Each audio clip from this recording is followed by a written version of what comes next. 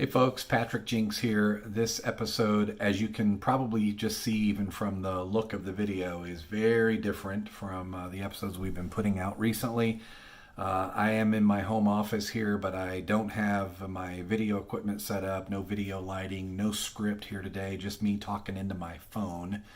And I apologize for the lack of high quality sound and all that this time around. I wanted this one to be a little bit more raw and unscripted because it represents a moment for me that I want to share with you in hopes that it might get you to slow down and maybe just reevaluate some things that are going on in your life right now. Leaders are always under pressure. Marshall Goldsmith, one of my idols in the leadership coaching world, shared with me one time that for a leader, it's always, always, always, always, always showtime. Leader never gets to be off because people are always watching. And so there's always a tremendous amount of pressure there, particularly when you're trying to perform and always trying to level up and go higher and further and farther and faster than what you've done previously. And so there's a lot of stress that comes into our lives. And then when there's negative stress on top of that, whether it's conflict or just problems that you're trying to solve, or you're being overworked and underpaid, whatever that stress for you might be, even personal stress that might be adding to your attitudes and your emotions at work, they can really take their toll. A few weeks ago, I had a human interaction that was not a very positive one. And we've all had these, whether it's one-on-one or a group. This is not anyone close or family or anything like that. Just an interaction with someone that was very negative and created a lot of negative energy. And it was just one of those you walk away very uncomfortable and just ill at ease, and they disturb you for a while. And sometimes they can really get under your skin and cause you to just sit back and think, what would or should or could I have done differently in that situation. You kind of go through stages of anger and then confusion and then what was that, whatever. Just those negative interactions you have with people from time to time. We all have them. This one really got to me. It kind of broke a flow of momentum for me. I was just doing a lot of things right now. I'm incredibly busy, which is great.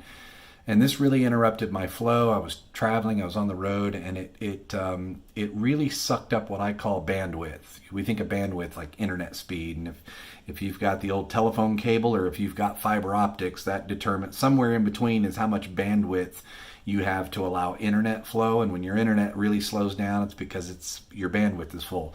Our lives are the same way. We have a limited amount of bandwidth.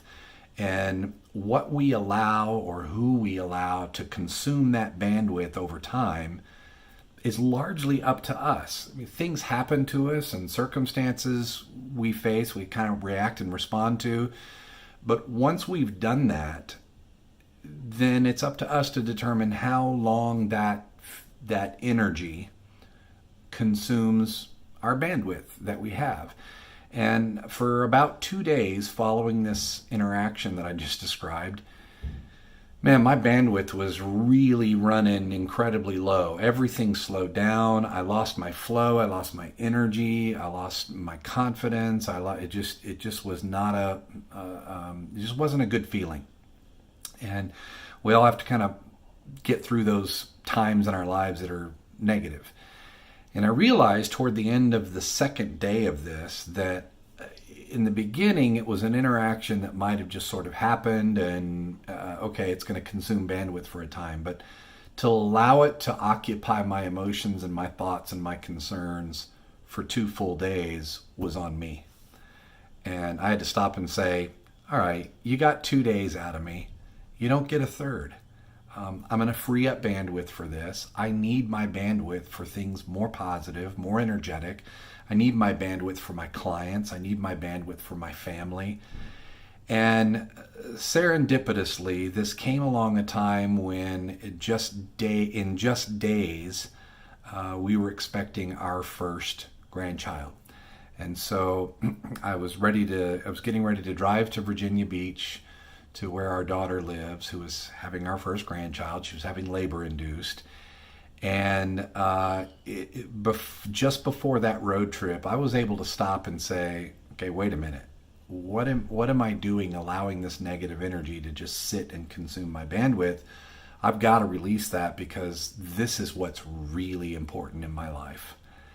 And it was perfect timing because we were there, we were ready to be there for our family and be there for this momentous rite of passage occasion in our lives to become grandparents.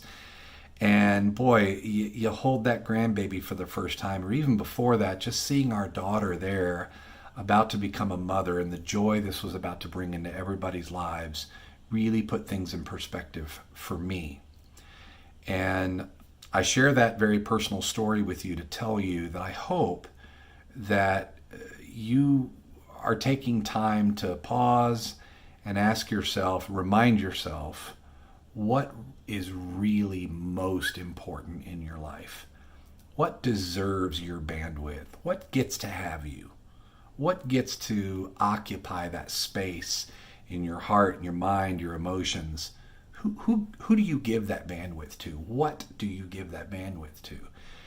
And I hope that you'll pause and do that, because for me it's just been reinvigorating, and I'm all ready to go again, and I'm excited and I'm jazzed about what my clients are going to bring to me next, what I'm going to bring to them next, what my family is going through, and all the journeys that we're going to get to experience with our new grandson and our daughter as she becomes a mother. And just what a rewarding, incredible thing that is. Don't take those things in your life for granted, and don't allow so much stuff to fill you up to the point where you got nothing left for what's most important. Because if you don't pause for those things, all those work leadership things are going to start to crumble and fall and mean less, and the passion's not going to be there. And the energy and the performance isn't going to be there because you haven't stopped to take care of what's really important deep inside of you and in your family. So I hope you'll pause to do that.